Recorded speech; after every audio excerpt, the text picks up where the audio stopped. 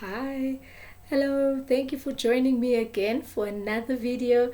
I am just curious to know if people are really engaging with my content. Please, if you are finding this helpful, if you're learning anything, please highlight me on the comments on this video or in any other video that you find helpful. So today I wanted to speak about the idea of making decisions. Why do people make the decisions that they make? Why do we make decisions that we make? I have a few thoughts around it, and I just thought, let me just put it out there. Um, I think the idea of making decisions become a serious thing when as we mature, as we grow older.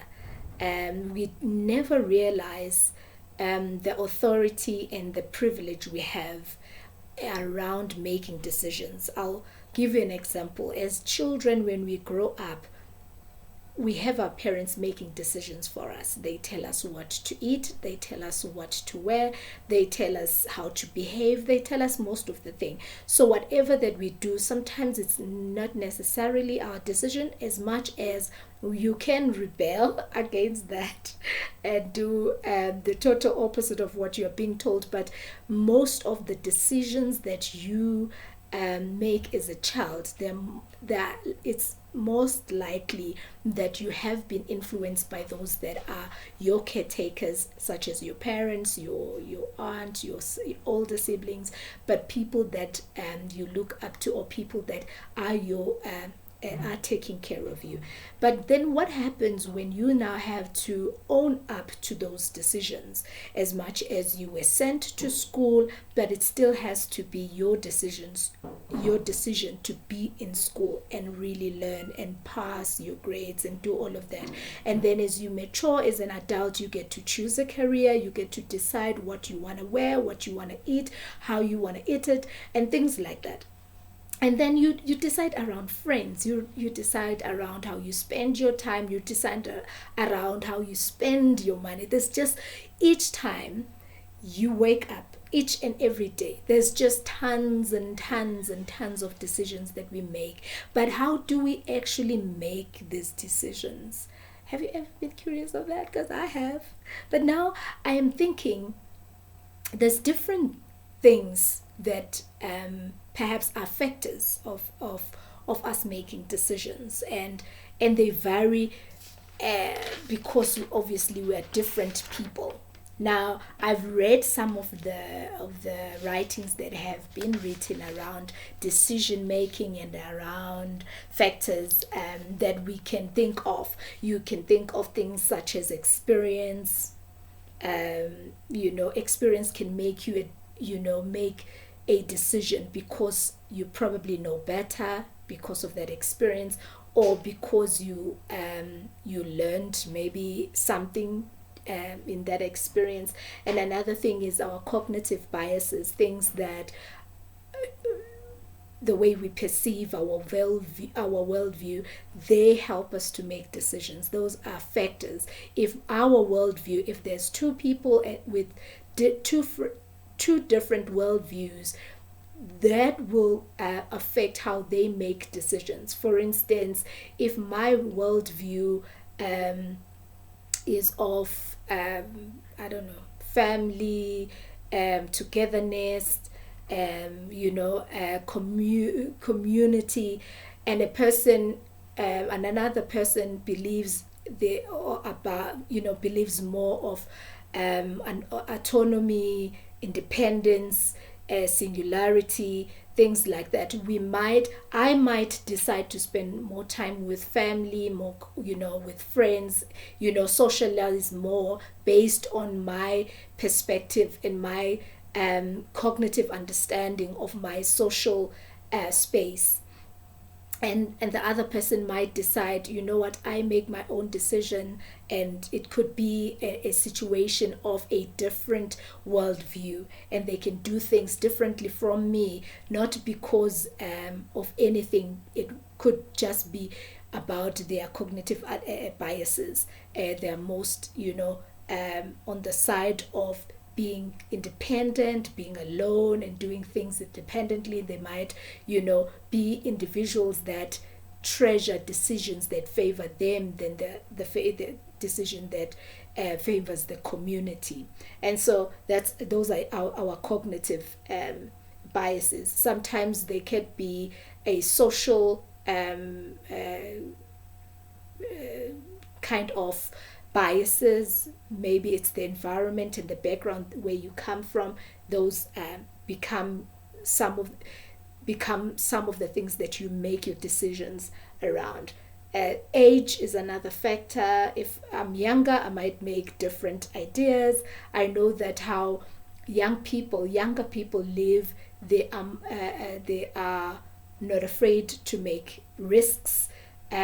Risks that most people that are more mature or older might not necessarily want to take those risks. So age is another factor. Individual differences like your character or your personality is another factor. And then the personal relevance is another thing.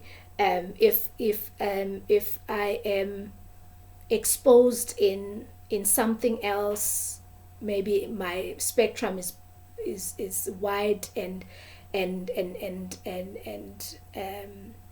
wide open. Maybe you're a person who travels, who is broader in their scope of thinking. It might be relevant for you to know what is happening in the world, and another person could just simply think, oh, that's not relevant to me, I don't care, because they don't travel much. They don't think that things that happen far away from them might affect them. They might not have the sense of agency. They might not have the same level of understanding. And another thing is escalation of commitment. If I'm more commitment to an assignment, my decisions will be more on that, because I'm more committed to the assignment. But if someone is less committed, they might slack, they might, delay things because of the level of commitment. Another thing is social economic status, obviously. The best example is we can go into a restaurant and, you can order perhaps the most expensive item on the menu, and another person could order something less. That decision wasn't perhaps about what they like, but it was their economic affordability, I guess. So sometimes these factors do affect how we make decisions. But my thinking, I've come to understand that it comes back to three things. Considering all these factors, but it comes down to three things. I think we make decisions based on the fact that we want to defend something. Something, whether it would be our beliefs, our convictions. Perhaps we are defending our moral compass. We are defending our biases. We are defending our compliances where we are affiliated. We can also be defending our self-image. But most of the time when we make decisions, we would defend something. What are you defending? You've made that decision. Perhaps it doesn't make sense to you how you made that decision, or it doesn't make sense why this other person made that decision.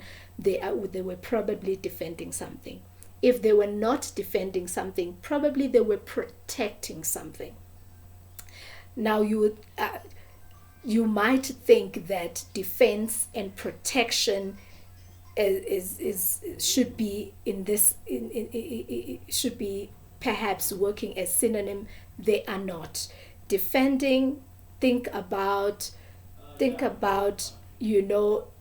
soldiers that go to war to defend something. And then protection, think about the soldiers that are in where the barrier is and they are preventing things to enter. They are not necessarily fighting because they have been challenged by perhaps another, regime.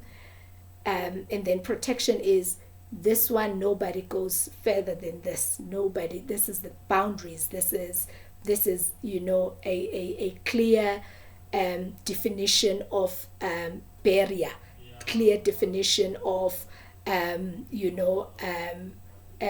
belief. So, what do people preserve? Normally, it's the meaning of their lives, it's the purpose of their lives. Others would take jobs, would move cities, but they are protecting something, they are preserving something. Others would quit jobs, others would start businesses because they want to protect something. So something that's meaningful, something that's very purposeful, we tend to do everything to protect it. We might not want to even engage in defense or go fight, because nobody has even a chance to tap into this boundary that we have set for ourselves. So people tend to protect. It could be even things like their identity. I know that we're very protective of our names. I'm an African, so when you belong to a certain clan, you tend to protect that clan's name, the dignity of that clan. You tend to protect everything that has to do with your destiny. You tend to protect everything that has to do with your future. You tend to want to do things that will protect your future, whether it's your children, because this is the next generation, whether it's your investments you want to protect, you want to keep everything protected. Another person made it an example that when you are, is it Lisa, I think, on her book around boundaries, she says you don't give everybody a password to your bank account. And so it's the same with your life. You don't just give people 100% access to your life. Boundaries are like that. So people make decisions to keep the boundaries clear. People make decisions to protect things that are most valuable to them. And so when you are challenging someone concerning their identity, concerning their purpose, what they believe to be their purpose, what they believe, they might make decisions that might not make sense to you, but you have to understand that if it concerns their purpose, if it concerns their identity, they have to be protective. And if you're a life coach, those are the things that you would normally want people to protect, because those things matter. That's how we make decisions. The third thing that I've always also believed is that we make decisions based on the promised, or a better future. We want to move forward. We want a better tomorrow. We want something that promises us a better fortune than the one that we are standing on currently. And so when I think going into this school, taking this job, or meeting with this client is giving me a promise of a better deal or a better future or a better whatever, then I will make those decisions. Sometimes we think when people have bad behaviors, when we think people have destructive patterns, we think that they are being irresponsible. Yes, sometimes they are, but most likely people with bad behavior, with bad patterns, they do not have inside their heart something that they have conviction about. Perhaps there are feelings of hopelessness that lead people to behave in a certain manner that is destructive, because they don't have any promise for something better. And so each time someone is making a decision, look at it. If people are making decisions that has a promise to better their lives, that's the reason they're making that decision. And so when you challenge a decision that someone has made, and you are challenging that they've made that decision, and yet in their hearts they were making their lives better, then you become their enemy. Sometimes we find that we hear people speak about, when I did this, there were people that were against me. They didn't believe that I was going to make it. You have to acknowledge that people will make decisions that have a promise. It might not seem like that to you, which means each time someone makes a decision, whether you understand it or not, if it's about them trying to make their lives better, you better come on board. Otherwise, you are declared as the enemy, because you are standing against the promise that they have. It might not be clear to you. It might not make sense to you. And most of the time, when you are not in the situation, probably you will have a different perspective.